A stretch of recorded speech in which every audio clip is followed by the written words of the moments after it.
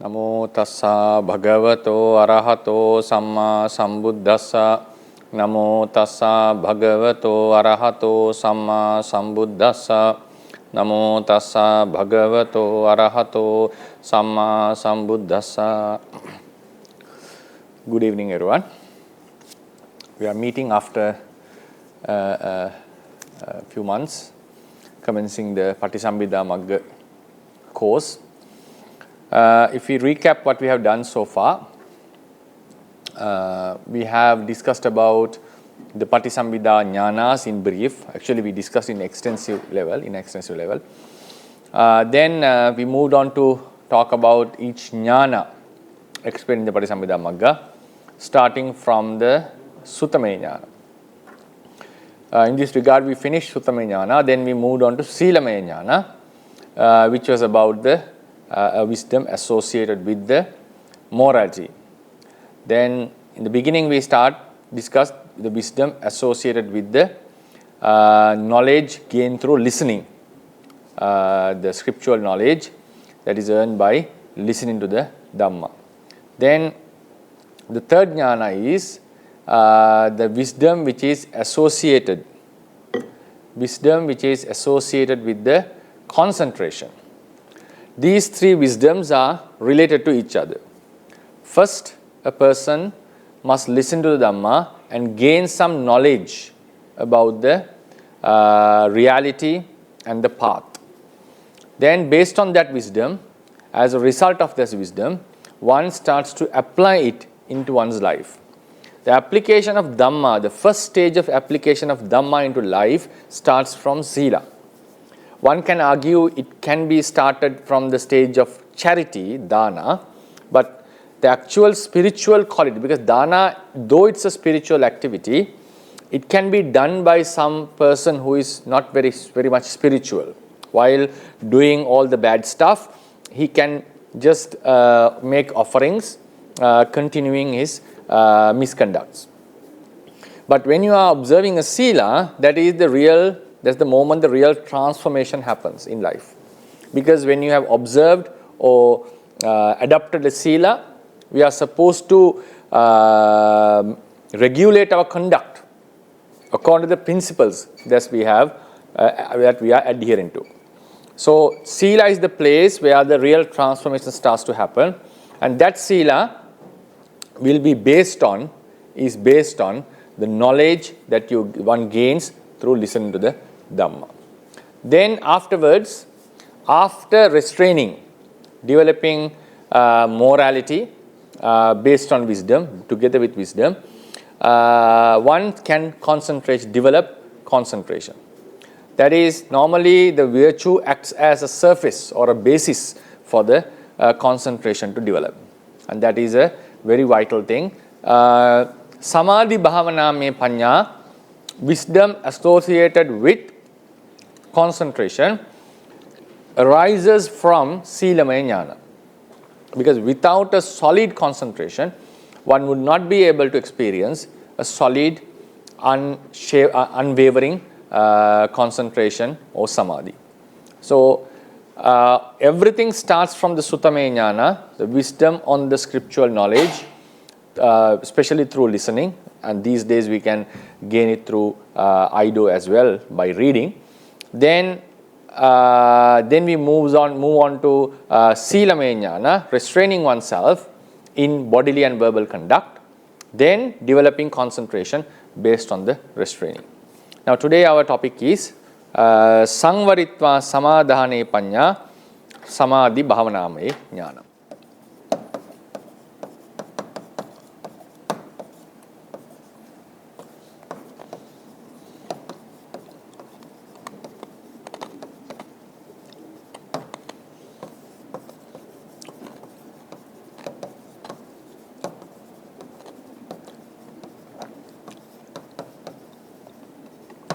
Bhavaname jnana, sorry.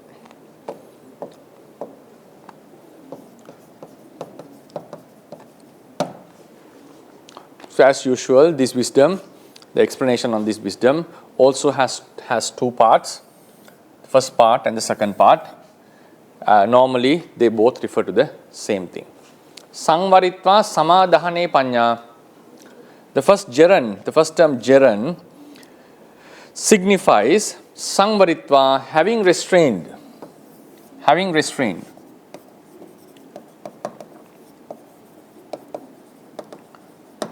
Having restrained in the two doors of body and word or verbal door. Only after restraining or having a solid sila, one would be able to concentrate one's mind in a specific object or in a range of specific objects. The wisdom that is associated in this concentration is called samadhane panya. Samadhana is another word for samadhi, that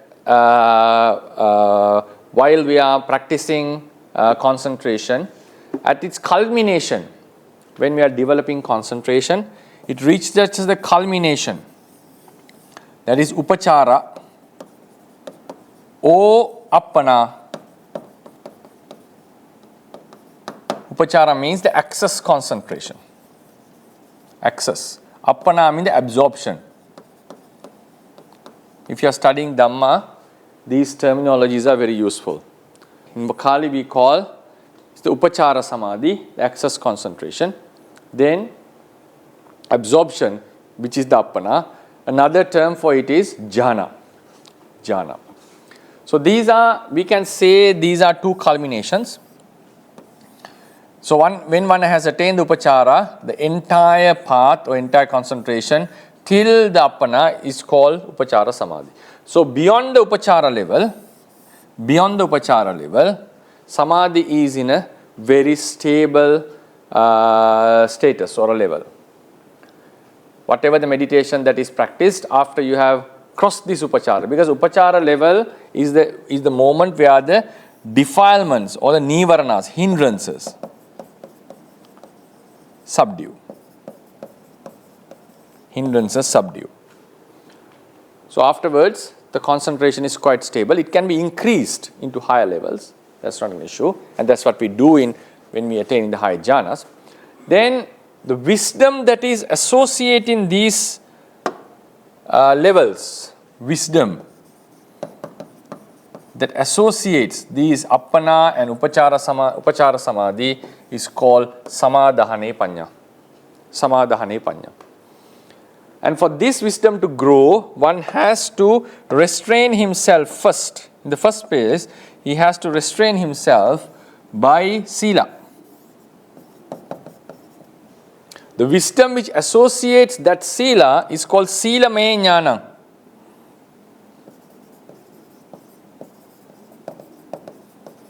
Then, in order to come into the sila, one should have the scriptural knowledge or understanding that that's the normal procedure. Some may by nature will be adhering to sila from the childhood. There are some beings, especially the bodhisattvas and so forth. In those cases, in bodhisattva's case, he has a wisdom that he gains by his birth about good and bad because of his long practice done in the past lives. In some of his lives, bodhisattva naturally possess this wisdom of distinguishing what is good and bad or good from bad, and therefore he naturally becomes virtuous and a very high quality person of high quality. So in order to come to the silamaya jnana, to have the wisdom associated with the sila, one need to have the scriptural knowledge. Sutva sotavadane panya sutamaye jnana. Sutamaye jnana means sutamaye jnanam. I think we explained this in the previous lectures. So the whole Chittupada which knows about this is called Sutamaya, that is produced by the hearing or by the sound, and then the wisdom which associates it, knowing the meaning, knowing all the details about what was heard, is Sutamaya jnana. So only based on that one comes into the Silamaya jnana. Then based on the Silamaya jnana, one comes into the Samadhane panya, Samadhi bhavaname jnana.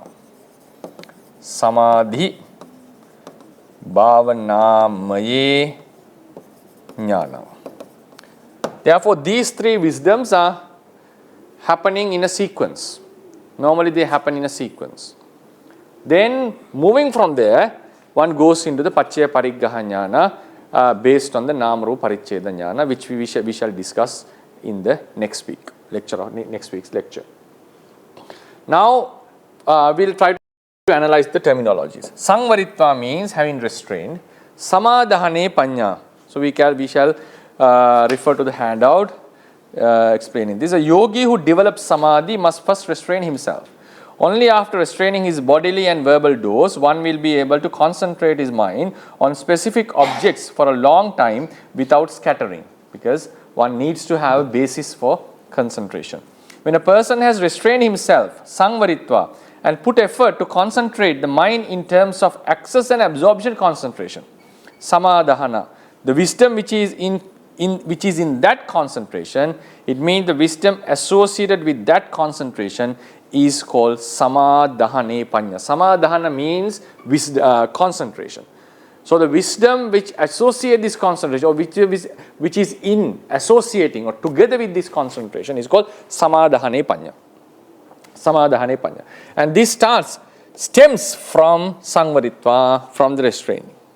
Only when Raman has restrained himself, he'll be able to get a quality wisdom. This is we are not talking about the basic concentration. Even one can include the wisdom associating the preliminary levels of meditation. But normally, this samadhane panya is referring to the wisdom associating the access concentration and the absorption concentration, which are sort of culminations of tranquility meditation practice. And after one attains, it's not just you hit there and you just go out of and you just remain as a normal person. No, after you have attained these access concentration and absorption concentration, you have to maintain them. You have to keep on developing and keep on abiding in these concentrations. You have to keep on developing them and being in those concentrations. That's very, very vital.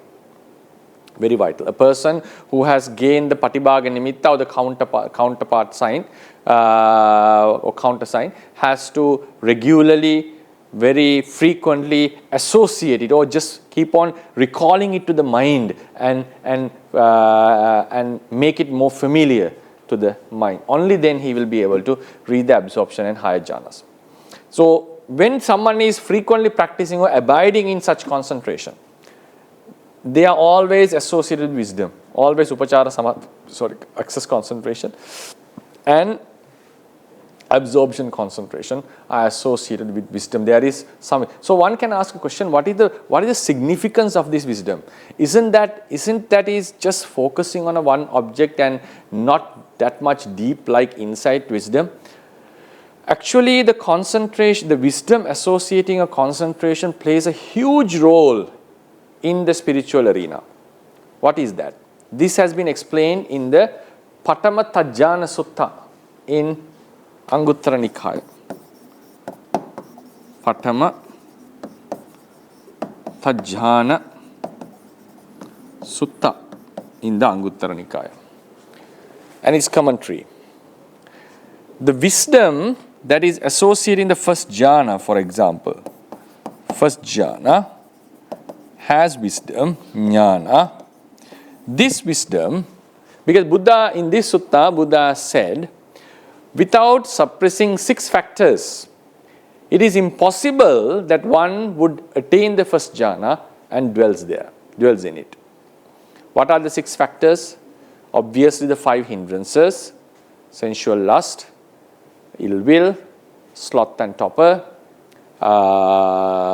restlessness and remorse, and the skeptical doubt. And the 6th factor is the ignorance which covers or which conceals the dangers or the disadvantages of the sensuality. Buddha has said in this sutta, it is impossible that one would attain the first jhana without suppressing the delusion or the ignorance which covers, which conceals, which screens the disadvantages of sensuality to the mind. Therefore, a person who is attaining a jhana must be aware or must have some sort of a deeper understanding about the sensuality. Even at least to the level that he knows that they are dangerous, and my mind, one can never find real satisfaction in those sensualities. Therefore, he is able to distance his mind or to separate his mind from the sensual stuff. And this wisdom goes along with the concentration. The commentary for the sutta says the real suppression, because at the level of upachara samadhi, 5 hindrances are suppressed, and the suppression becomes more stable and more powerful, and they at the level of first jhana. When once attained the first jhana, the hindrances would be thoroughly suppressed and pushed away from the consciousness. In the same way, when one attains the upachara samadhi, this ignorance about the sensuality would be suppressed, and they would be strongly suppressed or put down by the when one attains the absorption concentration. And that is done, according to the commentary, that is done by the wisdom which is associated in the absorption concentration. So the wisdom in the jhana has a huge function. That is the thing that would suppress the avidya about the sensuality. That is not a full eradication, and he may not possess very deeper understanding about the sensuality, such as their impermanent, suffering and non-self. Mostly he is aware of the dangers, the disadvantages that one could experience by encountering these sensual stuff. Because all this sensual stuff leads to suffering, leads to sorrow, leads to fear. Because if you have attachment, if you have love, affection, they always come with a certain package. If there is love, it is surely followed by suffering of loss, of losing a person, of losing something, and fear of losing something or that particular person. It's inevitable. It's inevitable. That's why if something, when we lose something while we are still having that attachment, we'll surely get affected by that. 𝐵𝐴 𝐿𝑖𝐻 soko, 𝐵𝐴 𝐿𝑖𝐻 by. So when a person who is developing concentration must be aware or must understand these kinds of disadvantages, only then his mind will not be dragged back to the sensuality. Though one has attained the jhana, the world is full of sensual stuff. There are beautiful human figures, males and females. There are attractive sounds, very attractive or pleasant smells, taste, touches. Easily our mind as sentient beings could be dragged or could get attracted, or they may appeal.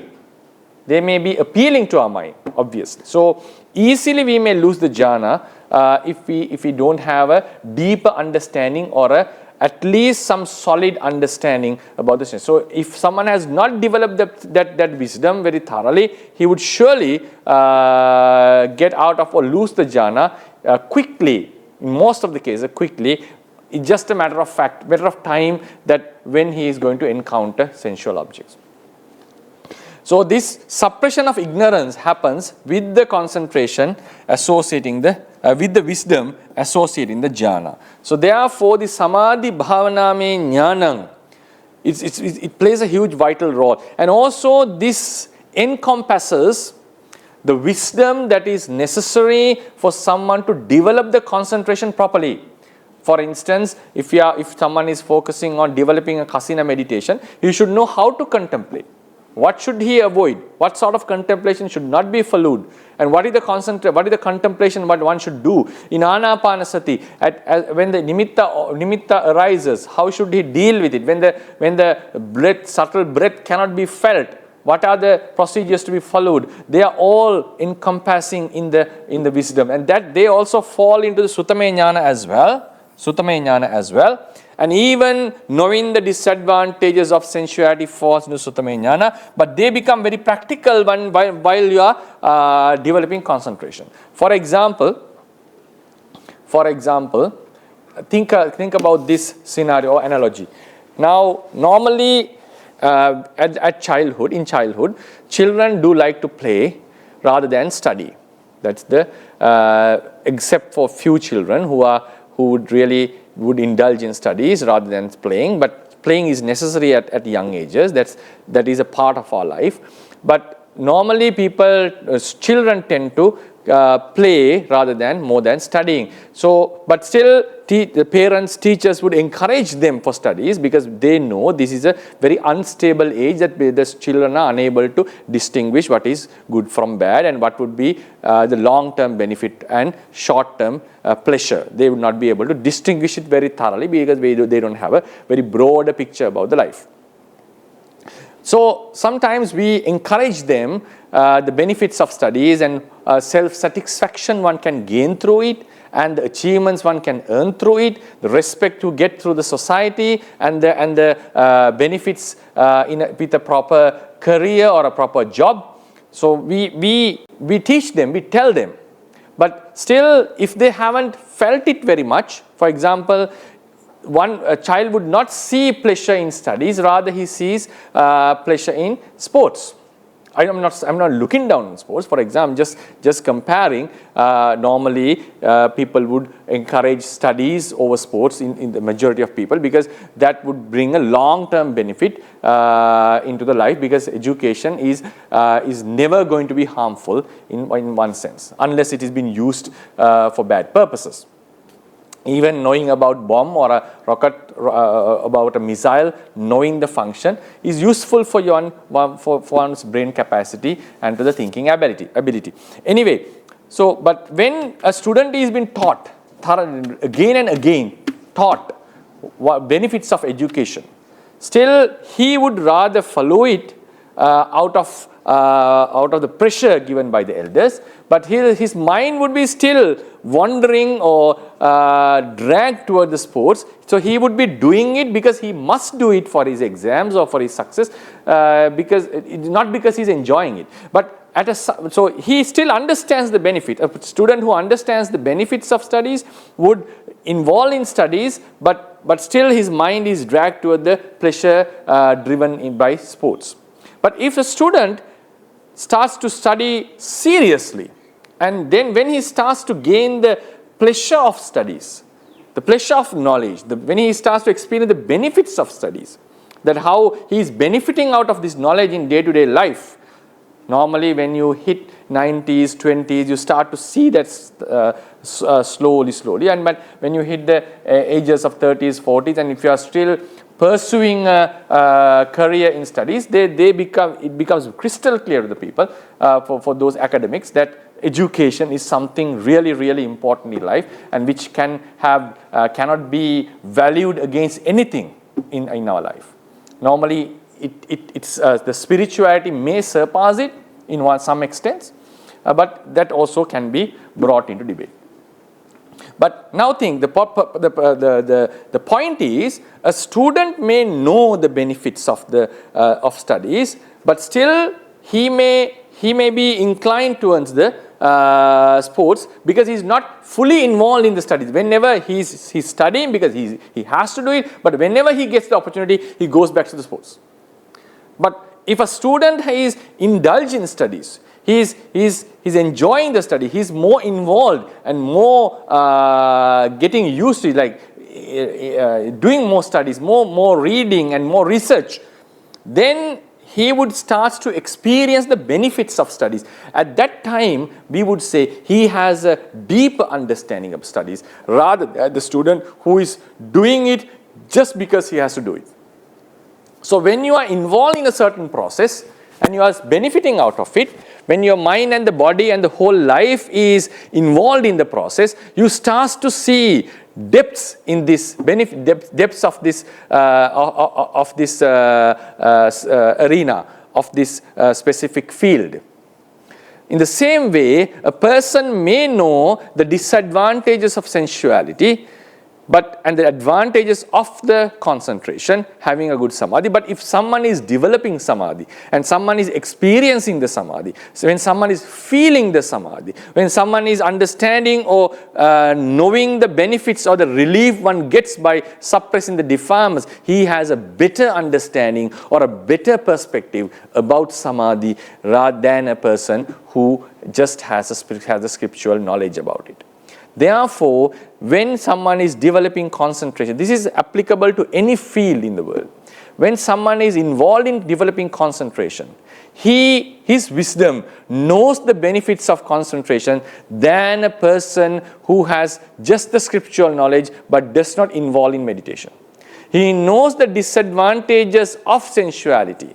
A child who is involved in studies would know that sensuality, sensual pleasures are a distraction for his studies. He knows that very well because he has experienced that whenever he goes into the sensual side, his memory starts to get fade away, and it will be difficult for him to come back and focus again. So he knows it very well. In the same way, a person who is developing concentration would surely understand how dangerous the sensualities are, rather than a person who is not meditating. Therefore, the wisdom associating in concentration or in concentration meditation, tranquility meditation, has a broader understanding about the sensuality than a person who is not involved in it. Therefore, always keep it in mind. Some people feel like developing concentration doesn't need much of a wisdom. You don't need much of a wisdom as in the case of developing insight wisdom, insight meditation. But still, wisdom has to be there. Otherwise, this concentration would never be stable. What is the wisdom one needs in concentration? The wisdom which understands the disadvantages of sensuality and the advantages of the concentration and spiritual aspect, spiritual side. So there's an extra thing that I would like to emphasize about the samadhi bhavaname jnana or the samadhane panya. So samadhane panya is the wisdom, coming back to the topic, wisdom associating the absorption concentration and access concentration is called the samadhane panya. Samadhana can also be called samadhana, can also be called samadhana. Samadhana. The samadhana can also be called samadhana. Samadhana.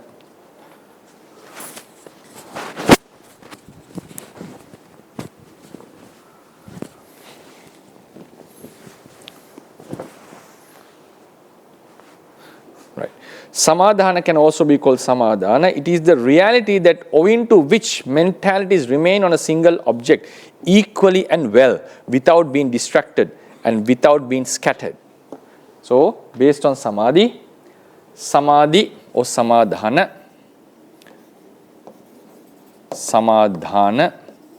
the samadhi, concentration. Based on this concentration, one would remain, for example, if it is the patibhaga nimitta of a kasina meditation, one would remain on this object without getting scattered, without going into various objects or without moving into various objects, distracted, avippakinna, vikkinna is distraction, and scattered, vikkipamana is distraction, and scattering is called vippakinna. So opposite of them are avippakinna, avikkipamana, without distraction, without being distracted, and without being scattered is avippakinna. That means the samadhi or the samadhana, with the power of this concentration, one remains in the object, in one object. For example, if this is the consciousness and this is the object of the concentration, samadhi bhavana, and this is the constant chitta and the chetasikas. If this is samadhi or samadhana, samadhi,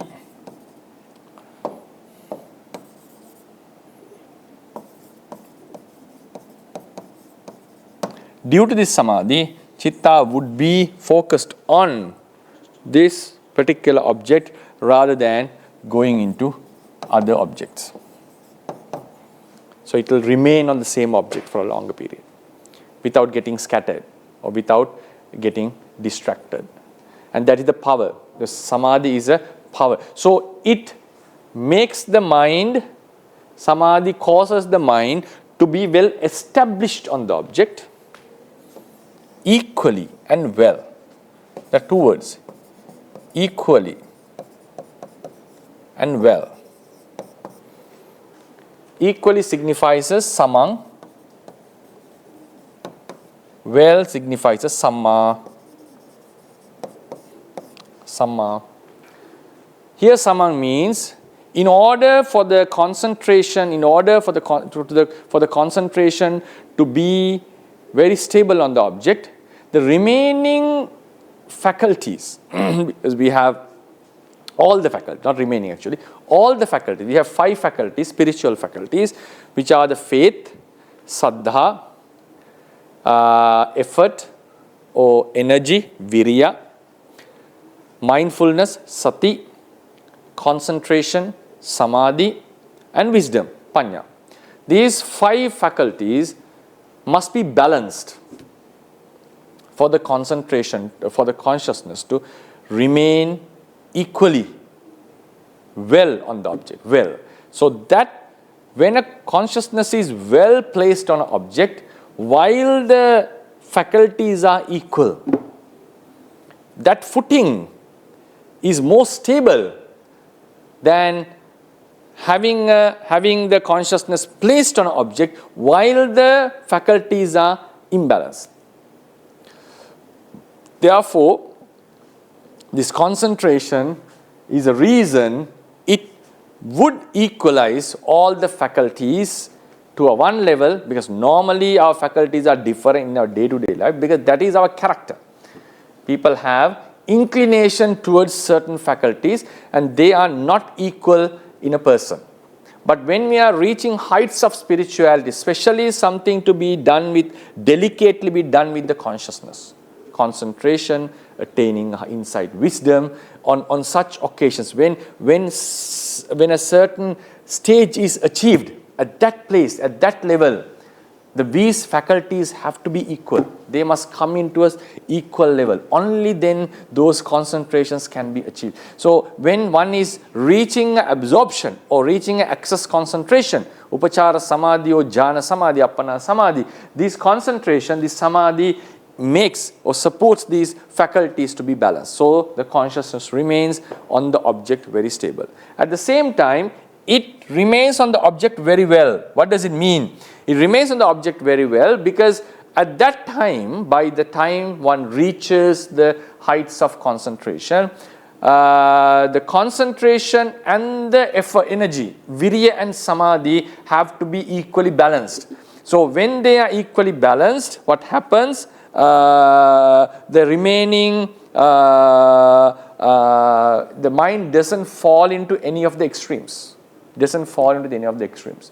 And also the hindrances would go down, would be suppressed. So at that time, when the two extremes are avoided, the concentration is capable of placing the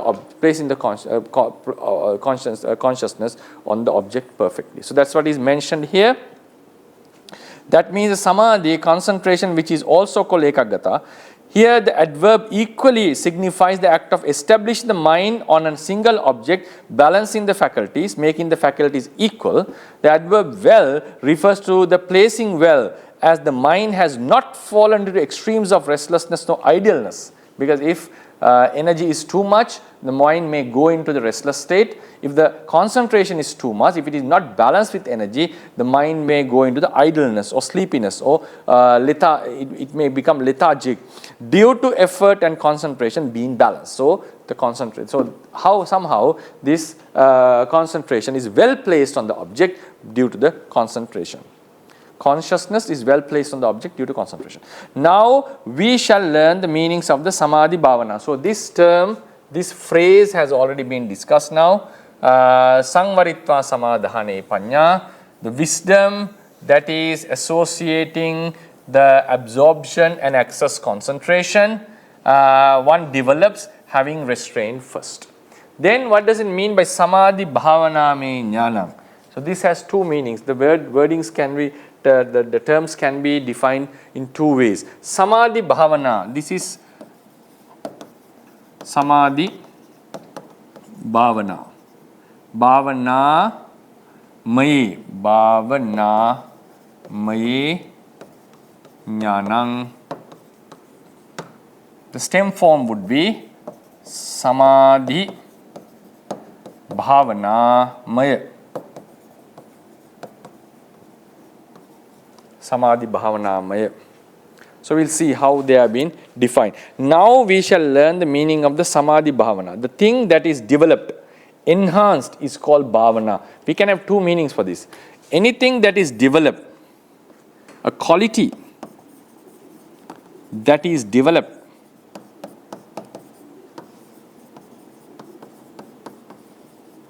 is called bhavana in this regard. Sometimes the bhavana itself refers to the process of developing. That's the common, most famous meaning of bhavana. Bhavana is the developing, the process of developing, like contemplating and doing the meditation. Right? Meditation means developing the mind, concentration as wisdom, and also the consciousness. Quality that the bhavana, the word bhavana can be used technically, grammatically, it can be used to something that is developed. And here it is the wisdom. Because when one is developing concentration, at the same time, together with the concentration, he is developing a wisdom in the concentration, about the concentration, and also the disadvantages of sensuality, advantages of concentration, and the understanding on how to develop concentration. Because if you are involved in a certain activity, you have more proficiency and understanding on how to do it, and you can instruct someone else on how to perform that activity. For example, if someone is good in driving, in most of the cases, he has an understanding on how to do it. Sometimes he may not be able to express it in words. He may not be a good teacher, but he has an understanding on how to do it. Therefore, the wisdom that is associated in the concentration also is something that needs to be developed, and it is something, it has more understanding about concentration and the defects of sensuality and the benefits of developing concentration, rather than a person who is not developing concentration. So the wisdom is something that can be developed. And the samadhi itself, wisdom, I beg your pardon, wisdom can be called a bhavana, and in this case it refers to samadhi. Samadhi is also something that can be developed. Wisdom in the samadhi can also be developed, because when you keep on developing samadhi, your wisdom grows with it. But in this case, it refers to the samadhi. Samadhi is something that can be developed, because you can increase the levels of samadhi from the preliminary concentration to access concentration to absorption concentration, and that is something that we can experience if someone is meditating regularly, how the concentration grows. Right? So samadhi itself is called bhavana as it is developed during the practice. Hence, samadhi bhavana means the samadhi that is being developed during the practice of tranquility meditation. So samadhi bhavana means bhavana means it is something that is developed. So samadhi bhavana means the samadhi which is developed or which can be developed. Another version of definition defining the term, samadhi bhavana means the act of developing concentration, that is the meditation, the act of developing concentration is samadhi bhavana. In the first definition, bhavana and samadhi refer to the same thing. Samadhi is something that can be developed. In this case, samadhi bhavana means development of concentration. One is developing concentration. Right? One is developing concentration. Samadhissa bhavana, Vaddhana, Samadhi bhavana. Other practices such as insight meditation are not considered in this context because we are talking about Samadhi bhavana me panya. The wisdom that associates the Samadhi bhavana in the levels of Upachara and Appana Samadhi is called Samadhi bhavana me jnana. So, in both the ways, if you take the first definition, Samadhi bhavana means Samadhi. So, the wisdom which associates Samadhi is called Samadhi bhavana maye jnanam. Samadhi bhavana me. Maya has no meaning here.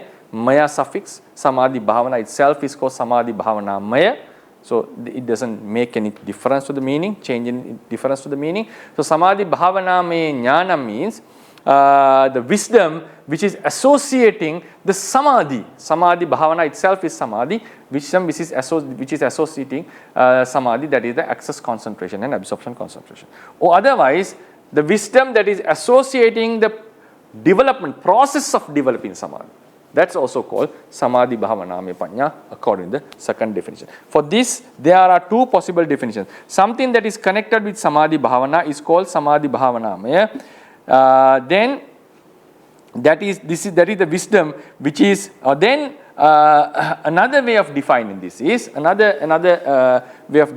is now maya suffix in the first explanation has no meaning. So anything that is associated in the Samadhi bhavana or the Samadhi itself can be called Samadhi bhavana me jnana. Another possibility is something that is connected with Samadhi bhavana is called Samadhi bhavana maya. So then another definition, Samadhi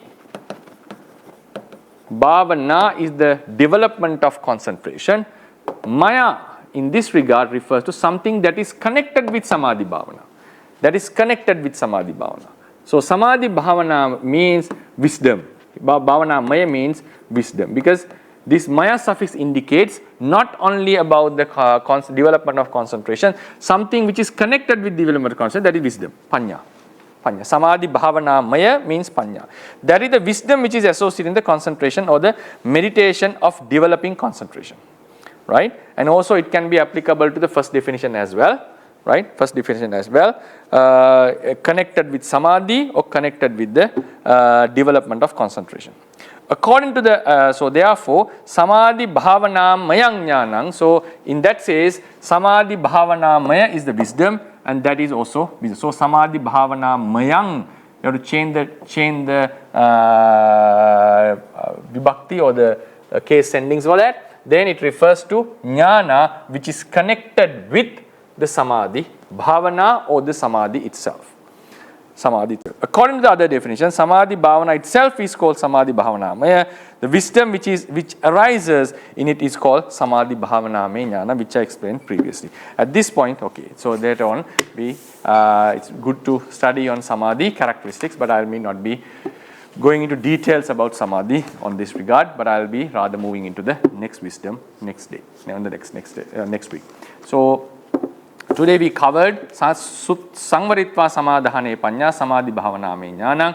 This is the wisdom associating the concentration of or meditation of absorption and access concentration, and that wisdom also plays a significant role in our lives, especially in the spiritual arena, and that wisdom is based on the wisdom of virtue, Sila Me Jnana, and Sila Me Jnana is based on the wisdom of Sutta Me Jnana, the wisdom in learnedness. So these three wisdoms are supporting, like they are coming in a sequence, and the basis would be Sutta Me Jnana, the learnedness, then the Sila Me Jnana, the wisdom in restraining. So one has to develop wisdom, develop virtue, Sila, together with wisdom, and then one develops concentration based on that Sila. Okay, that would be the lecture for today.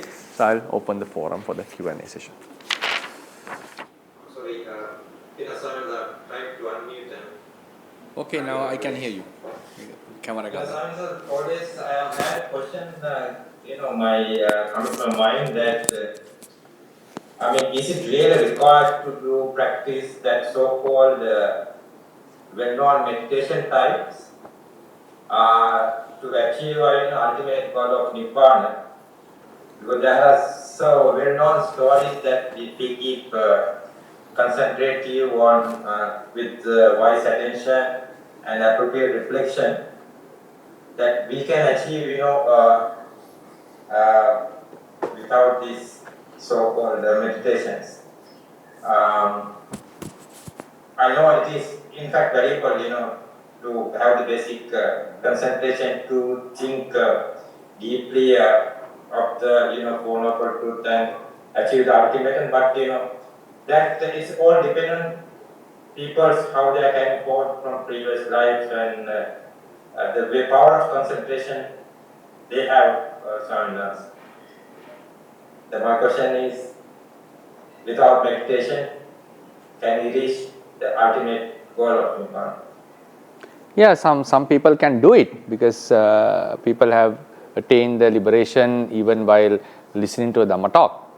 But unfortunately, for example, Venerable Sariputta attained Sotapannahood, listening to the Dhamma talk of Ye Dhamma Hetu Pabha. But even we listen to that same verse 1,000 times, 10,000 times, we will not be able to still achieve that. So that's the difference of the person's capacity. So most of the people in today's world need meditation. Wise attention itself, for example, if you are contemplating at Rupa, Vedana and Sanya, Sankara and Khandhas, that is itself is called Vipassana meditation.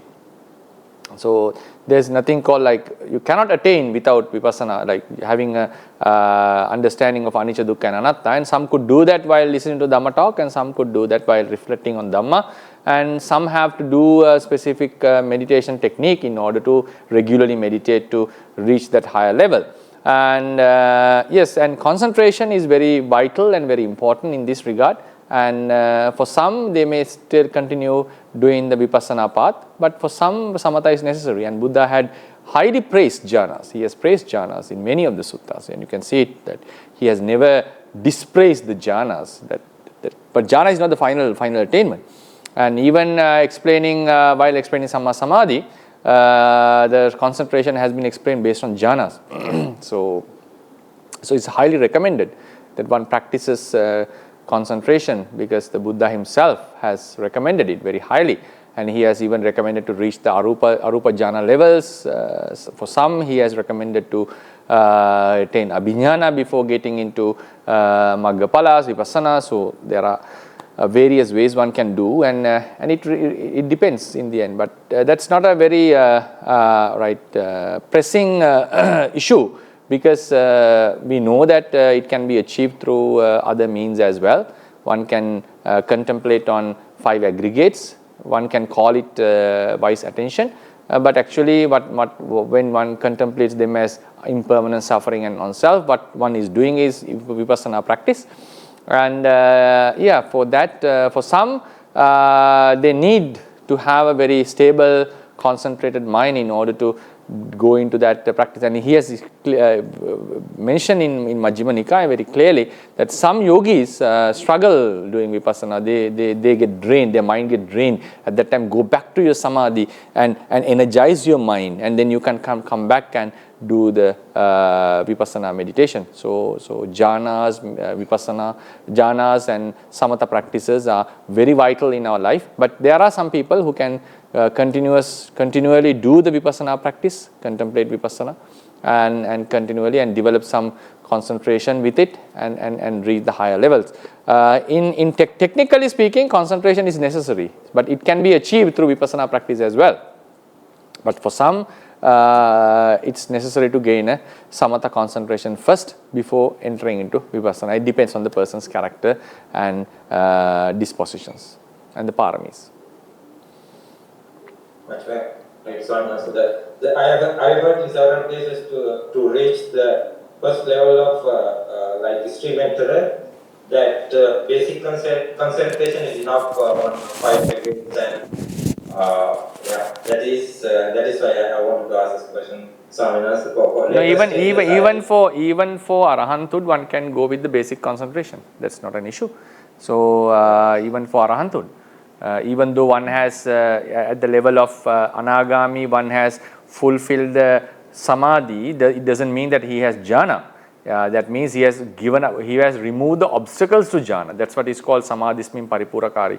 It doesn't mean he has to possess all the samadhis mentioned in the samatha practice. So with the basic type of concentration, or even without developing any concentration, one can directly plunge into vipassana and start meditating and go into the final stages and fully liberate from the samsara as well.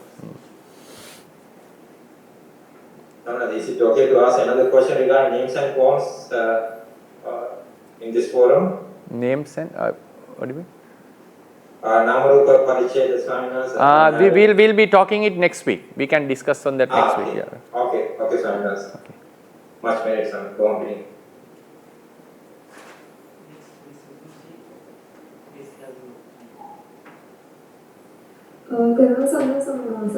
I have two questions. The first one is on 𝐿𝐴 Samadhi, what is known as 𝐿𝐴 Samadhi. The second one is, I think there's another aspect to the wisdom which you get from Samadhi, right? Because when you develop Samadhi, then you get this light from Samadhi which can penetrate into objects, like even through one's own body and through other people's bodies as well. So is this also another aspect of wisdom you get from Samadhi?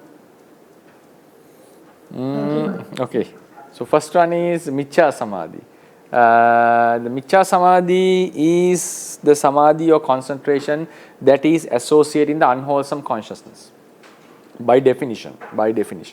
Michya Samadhi is normally seen in places, especially when one enters into the Niyata Michya Ditti. Niyata Michya Ditti is you believe in a doctrine which denies karma and vipaka and the cause and effect. When you are Akiriyavada, Nattikavada and Ahetukavada. These are the three doctrines. They are interrelated actually. All of them deny the karma vipaka, and some denies the cause and effects that one would get liberated by nature without any effort of the person. Or defiling doesn't happen naturally. And Makkali Gosala was advocating this. Then just by holding them or adhering to them or just believing in them, one doesn't become a Niyata Michadittika person. One doesn't becomes to be holding a fixed wrong view just by following any of these Michadittis. In order to be a fixed follower of a Michaditti, Niyata Michaditti, one needs to learn their doctrine, the arguments that they bring forth, and then go into a seclusion place, contemplate on these arguments and try to see them in the natural world as if a person is doing Vipassana meditation. What we do in Vipassana meditation, we learn the scriptures and we start to see them through in our body and the mind, and also in the world when we are contemplating about the outside world as well. So in Vipassana meditation, we observe the mind and the life and the world in terms of the doctrine that we have studied. In the Michya Samadhi process, they observe the life and the world in the shed of light of their doctrine. So what they have studied. Now, for example, if I give a very simple example, we say normally beings are diverse based on karma. And we in Buddhism do advocate that trees don't have any karma. They don't have any karmic power.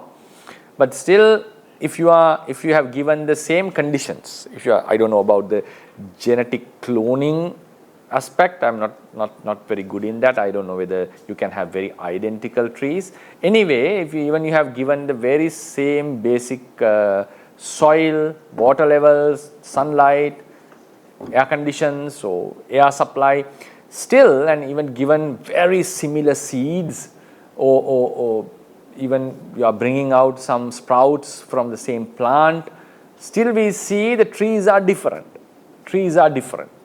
So therefore one can easily bring an argument. If trees are different when they are under same condition, trees could still be different. So therefore it is natural for beings to be different, rather than why do we think about a karmic aspect in this regard. So when you keep on thinking like that, then you get convinced about your doctrine.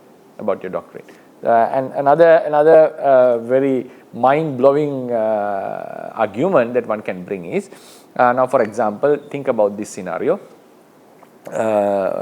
now 10 people are going on a truck, and somehow it got trembled, like it fell, or it was going out of the road due to whatever reason, and then all the 10 people fell from the truck, and then they rolled down on a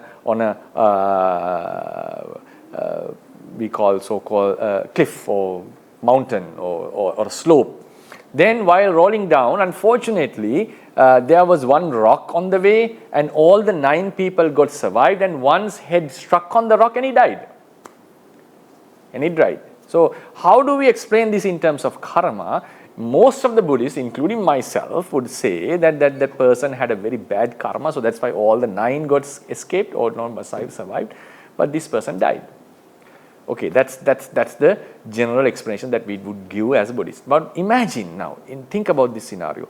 You place these 10 people with 10 pumpkins, for instance. Okay, 10 pumpkins were in the truck and they got out for whatever reason, and they were rolling down on the hill, on the slope, and one got struck against a rock and it got smashed. The others survived, other 9. So are we going to say that the only pumpkin which struck at the rock had a bad karma? No, we are not going to say that. So easily one who is looking at this objectively can easily bring an argument. He rolled and he died, being struck on the rock, because that was the place he sat. It was just a coincidence, or it was just not, you can say not a coincidence, it is how the causality worked. And we would say he sat there because driven by his karma. Then the others would say, no, that's how the pumpkin was placed there. There's no karma active in pumpkin. So if you can explain the pumpkins striking without a karma, why do you need a karma just for human beings?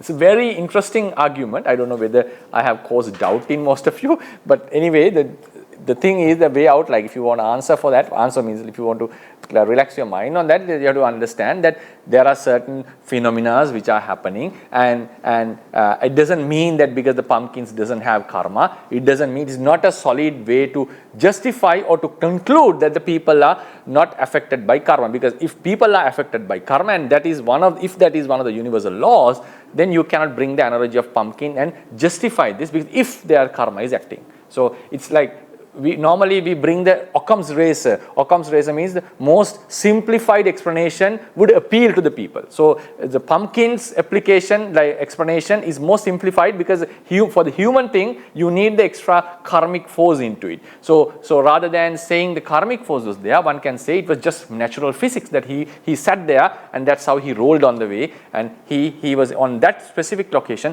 so that based on his weight, he fell down and he was heading towards the rock, and he died as a natural disaster. So in the Occam's razor approach, that is just an approach. So that doesn't mean that karma is completely denied.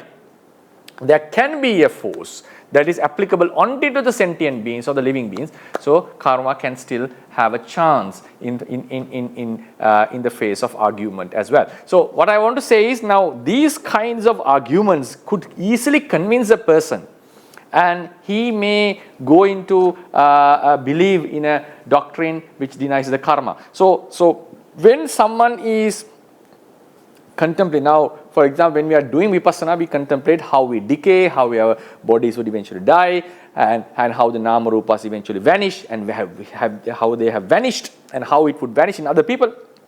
It's based on mere thinking, right? So a lot of thinking is involved in this. So vipassana is based on 𝐏𝐚ṭ𝐢𝐬𝐚 jnana, and the wisdom which comes while contemplating is a bhavanamaya jnana. It's a different thing. Bhavanamaya jnana is something that comes out, but contemplation is a sort of thinking. I'm just using the word thinking because it is the 𝐶ින්තාමය ඥාන that is used in Netipakarana as well. So anyway, now while someone is adhering to a doctrine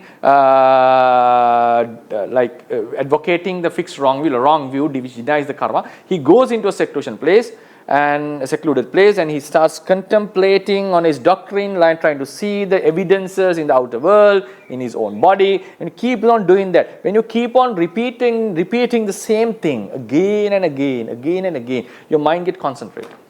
at a certain level, and you get convinced by your own arguments. So when you keep on doing that, at a certain level, when the concentration is a higher level, but still it's the akusala chitta going on, because you are denying the facts, going against the natural reality.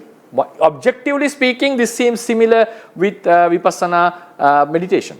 They will ask the question, why do you term it as akusala and why do you term vipassana as kusala? Because there is an objective reality. So you cannot just say in a very impartial way and measure it. So in order to justify our statement, we have to say reality is impermanent, suffering and non-self, and that's the reality. So in vipassana meditation, we are in align with the reality. In the michaditi persons, he is going against the reality. So therefore, his chitta has to be unwholesome by nature, even though it may appear to him as something wise. It is by nature unwholesome. So at that moment, the concentration gets stronger and he gets more and more convinced. At a certain level, he starts to understand, he gets sort of an unwholesome enlightenment. I don't know whether it's proper to use that word. So he gets sort of a understanding, a deep kind of a belief, understand. His understanding and belief would be entrenched in his mind.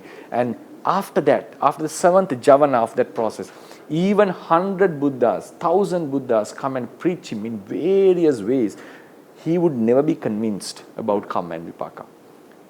He cannot give it up. It's like a person who has attained stream entry. After you have attained the stream entry, there's no turn, no coming back. The same way, after he has attained the michatta niyama, which is called michatta niyama. Samatta niyama is the same stream entry.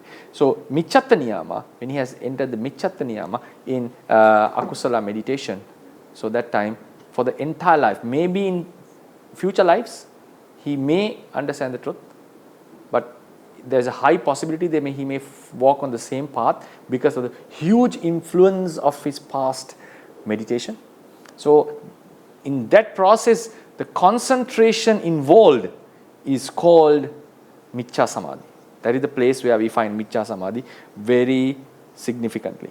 In all the other places, for example, when a cat is focusing on a bird to kill, there's a concentration which is a Miccha Samadhi. The sniper is aiming at an enemy, you have to have a very good concentration, which is a Miccha Samadhi. So any Samadhi which is involved in with akusala chitta are called Miccha Samadhi. Then how about the kusala chitta? Isn't alara kalama samadhi Miccha Samadhi? Not at all. Not at all. It is a kusala samadhi. It is something kusala. So samma samadhi has two categories. One samma samadhi is any concentration associated with a wholesome mind or a sober mind or a beautiful mind is samma samadhi. But when it comes to the realm of bodhipakkhya, the requisites of enlightenment, then samma samadhi is the concentration which is associating or which is related to vipassana and the enlightenment. Still, if someone is practicing samatha as a basis for his enlightenment, still it is samma samadhi. And the samma samadhi which is involved in vipassana concentration is samma samadhi. If someone is practicing jhana and emerges from the jhana, keeps it at a basis and then practices vipassana, that concentration is the jhana is a samma samadhi. So when it comes to, other samadhis are not samma samadhi. It doesn't mean that they are miccha samadhi in that regard. They are not in the samma samadhi category under the requisites of enlightenment, bodhipakkhya dhammas. But in the broader context, samma samadhi is the concentration associated with the wholesome consciousness. So in that regard, in the broader context, Alara Kalam Uddakarambuddha had a samma samadhi. It wasn't a miccha samadhi actually, even though they had different views about the results of their samadhi, because it's a jhana chitta. Yeah, that's the miccha samadhi. And then the next question was the light you gain through concentration, and is it a wisdom? And I'm unable to comment on this. I think I skipped your no, not yours. I think previously also I once skipped such an answer. Anyway, some teachers say that you are able to see the body through the light, and is it the wisdom? It is a capacity of the wisdom. But if you get the divine eye, you will be able to see the things as they are. But there's a normal concentration You may see or may not, I am not denying on that. But in most of the cases, even the yogis who are seeing the body, inside the body with this wisdom light, as advocated by some teachers, one very interesting point is when they are seeing the heart, they see a static heart, a stable one, not a beeping or not a heart is not a beeping one. You call beep, right? Heart beeps. So it's not a beeping one. So if you are seeing the things as they are, you should be seeing a beeping heart. There's no argument in that. It has to be a beeping heart because people have opened their bodies and they have seen it's beeping. And we can feel it. But when people are seeing the heart with that light, particular light, they are seeing a static one. So because they claim that they see the rising and falling of kalapas, it means they are seeing it in the present moment, right? Otherwise, you don't see the rising and falling. So if you are seeing it in the present moment, you should be able to see a beeping heart.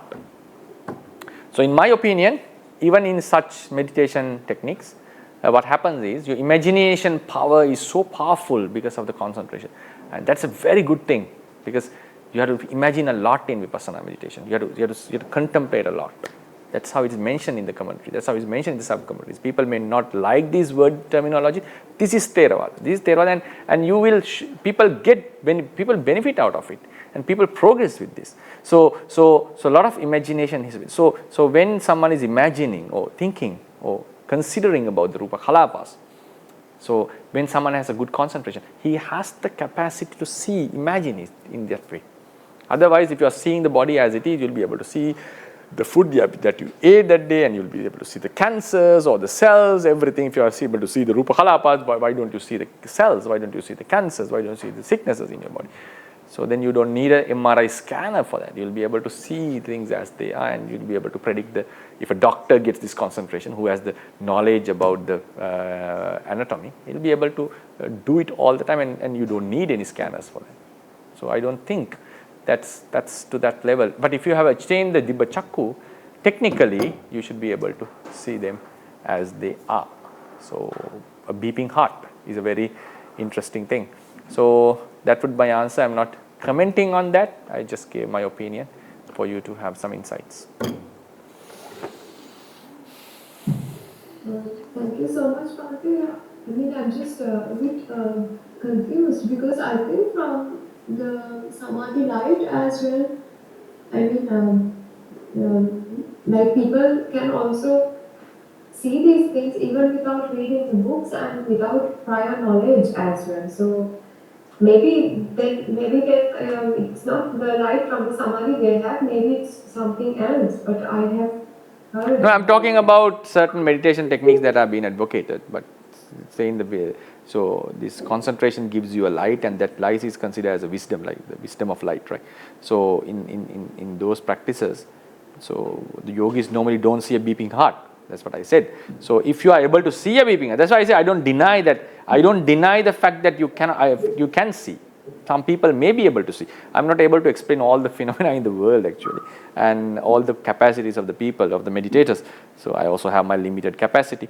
So, and I normally in the scriptures, such a light is not mentioned in Vipassana meditation. Light is mentioned for the Dibba Chakku. That's where the light is being told. So, yeah, that some may have that ability. I don't deny that. Even Venerable 𝐼𝐴𝐴 says that he even without going into jhanas of anapanas, he was able to read the other's mind. He was able to read what the intentions of the person who is coming to meet him. And I don't think he lied on this. I think because of his past practices as a bodhisattva, as he claims, and he must have developed all these jhanas and all these in the past lives, and he must have these capacities even without getting jhana. And some may have it by nature, some capacities. Some are able to recall their past lives, and some people may have it. So it's, if you have that capacity, and that's the wisdom, capacity of wisdom connected with concentration, and that light of wisdom that is being advocated is also a part of a wisdom actually, so that your imagination power becomes very strong.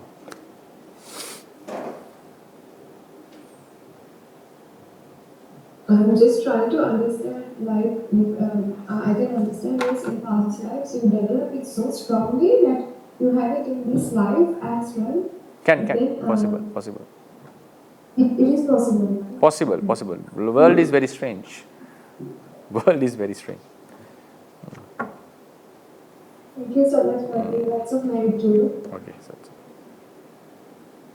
Thank you very much.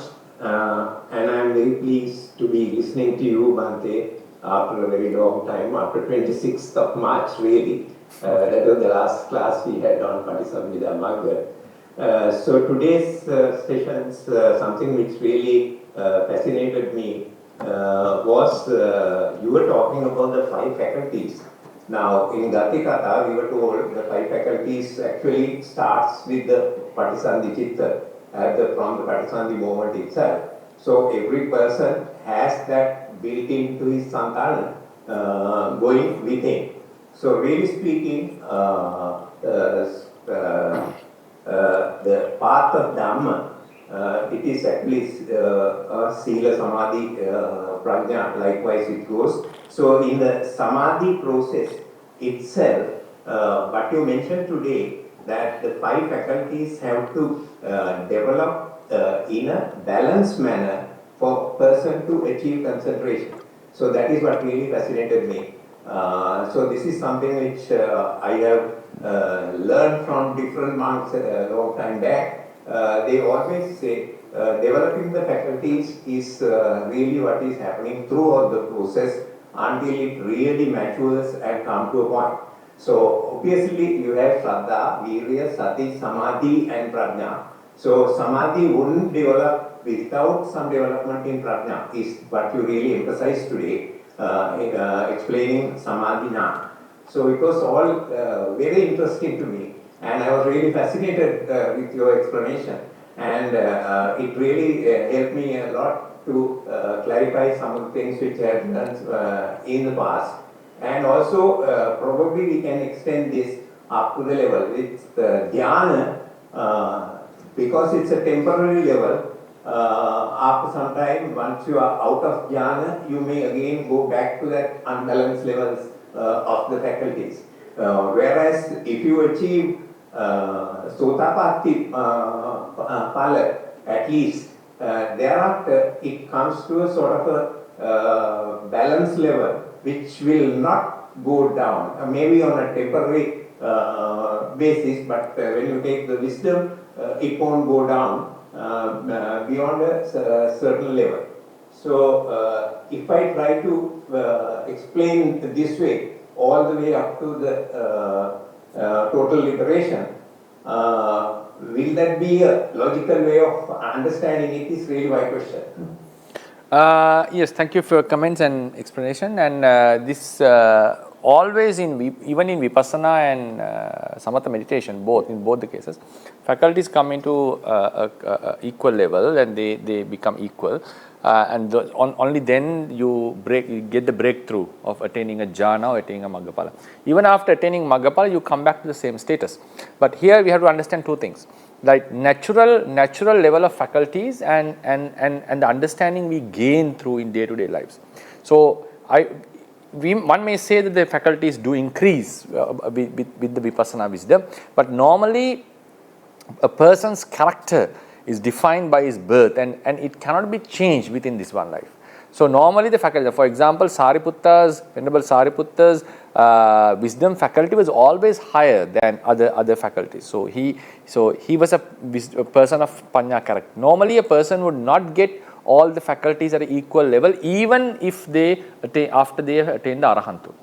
But say there can be some changes in the faculties with the attainment. I'm not able to give an exact answer for that because I haven't seen such a statement in the commentaries. So, but normally, even at the level of Vipassana meditation, you need to have a balance of faculties, and then you hit the point, you hit the attainment, and when you come out and live in a normal status, they come back again to the normal status. So the obvious question is, can there be a difference in the faculties before the attainment and after the attainment while he is in the normal status? normally we say they would remain the same, but as you said, with the understanding what gains, certain faculties would increase. One can argue like that. I am unable to exactly say it as it is, because one has a very stable knowledge and that more, so one can argue for that. But if you talk about the characteristic traits, charita traits, normally they don't change. They don't change. A person with a characteristic traits would not change much after the attainments. They would still remain as they are. So it's very difficult to change the characteristic in one life, charita in one life. So the faculties would still be unbalanced into day-to-day life, still be unbalanced. But there can be some increasing in some faculties. That I think that has some point, but that need to be further investigated within the doctorate. Yeah, actually, something which I wanted to also add. Now, the first gentleman who asked the question, he asked the question about why some people can attain Maggaphala without really going through meditation. That again is because of the Indriya Paropariyata, or to the level the faculties have developed in their previous lives.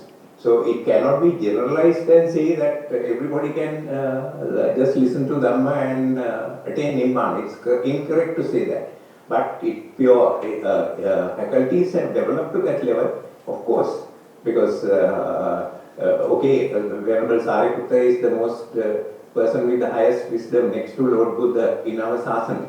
But then Bahya Daruchudya, again by listening to 2 or 3 lines of the verse, he attained the full liberation.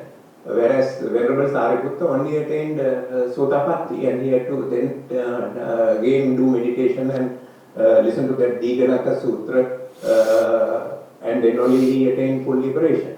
So therefore, it's more to do with the development of the faculties, and therefore that is why this I think the Samadhi Jnana word is also coined, because otherwise in most of the suttas, Lord Buddha tries to differentiate between the Samadhi and wisdom, because in most places what is shown as the ultimate realization of Nibbana is through wisdom. I mean, that again is a very interesting area for us to study and discuss. Okay, right. Okay, thank you. And thank you very much, Swaminathan. So I think time is up, so we'll conclude the lessons, and hopefully we'll meet next week with the next wisdom. Pacce pariggahe panya dhammattiti jnana. Buddha sasanang chirantittato, Buddha sasanang chirantittato, Buddha sasanang chirantittato, sadhu sadhu sadhu.